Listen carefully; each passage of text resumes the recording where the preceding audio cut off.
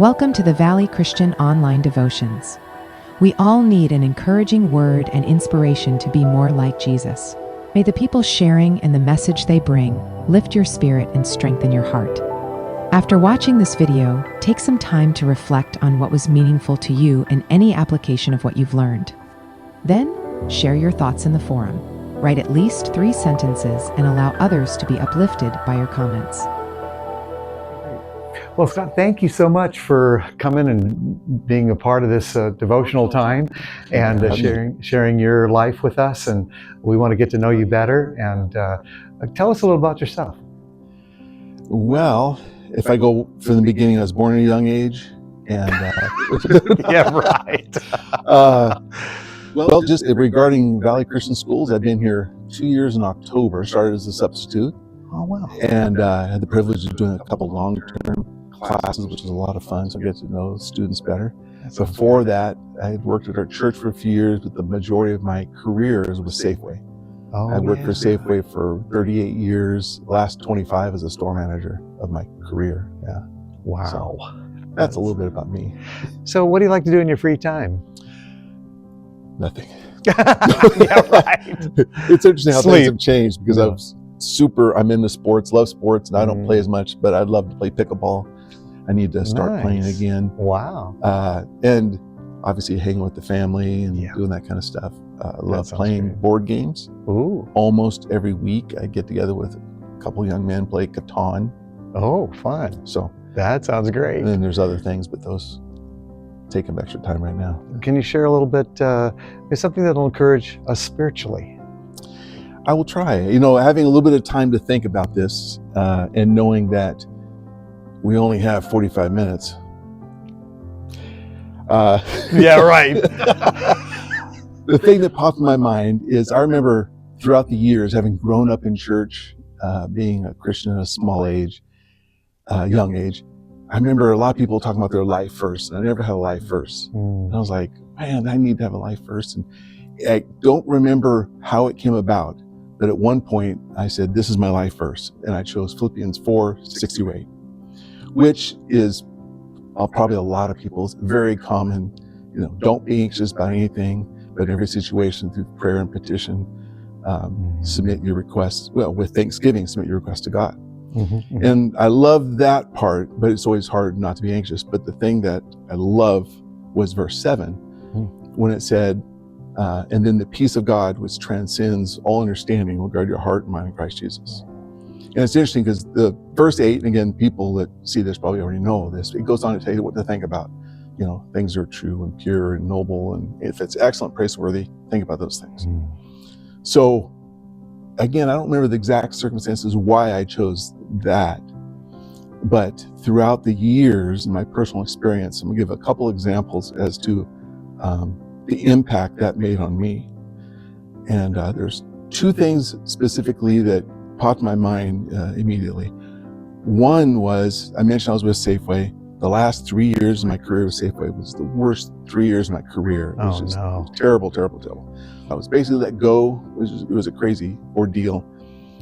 But during that time, it was just crazy. I was like, going to work was just, before that, I looked forward to getting there and seeing sales and seeing how things were going and how the store looked. And it was almost terrible getting to the store. I went from one of the best stores to a terrible armpit store. Oh no. So on the way of going there one time, I used to always listen to a book, audio book or something, occasionally a few other things, but for a season, mainly because of the circumstance, I thought, I'm going to do a little bit more meditating, thinking about things.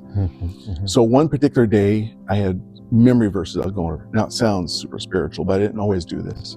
But I was thinking about my life verse. And I started meditating on that and thinking about it. And then, of course, it's talking about being anxious, pray for those things. I was praying for my day, and it was about a half hour, 35-minute drive to the store I was working at the time. I remember I get about halfway there, and I was just overwhelmed with this peace.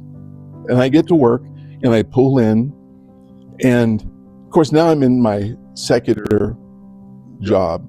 But at the time, I had my assistant manager work for me.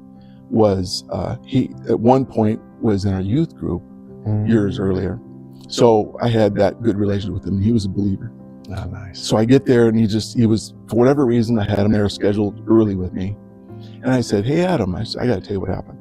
So I shared that experience with him of, just coming to work and then just thinking about God. And then the beauty of the verse that I love is that you have this peace to transcends all understanding.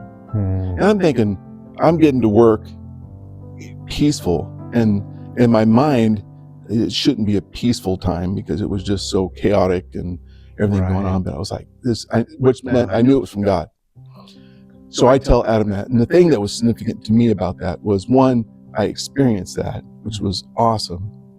But also I had the opportunity to share with someone else who, like, I could validate what happened, but I could share with someone who could not only understand, but then agree and, be happy with me, celebrate with me. So it was amazing.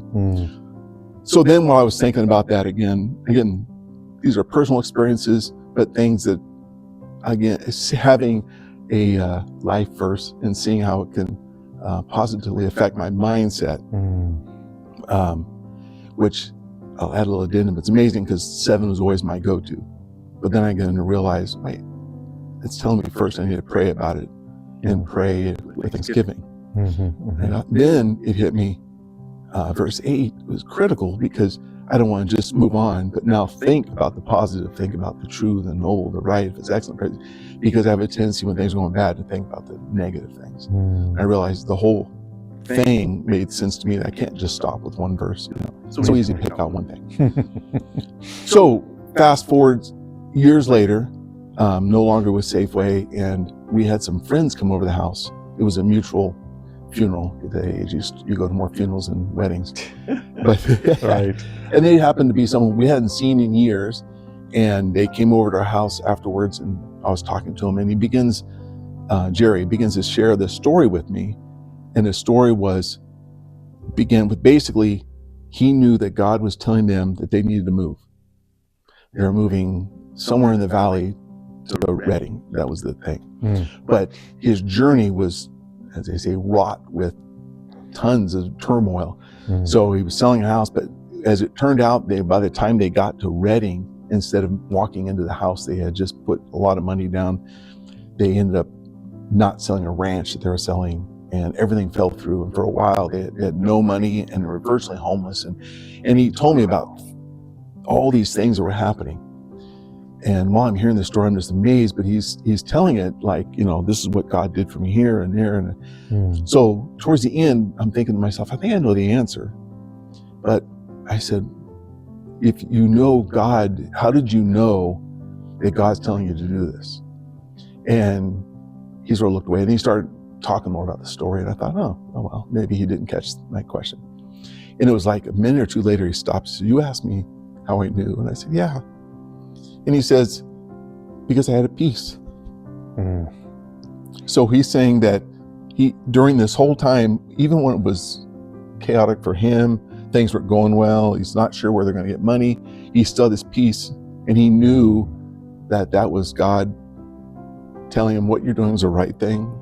So I say all that to say, having that be my life verse, and then thinking about how it's so true that God's word, obviously, that was written, thousands of years ago at this point, a couple thousand years ago, still rings true, that if you do this, God will still give you the peace. And in my life, that was what was just so comforting to know. In fact, the other thing that happened was, while he was telling me his story, I had made a decision that I knew was the right decision, but I was still struggling with it. And I'm like, is it really the right decision?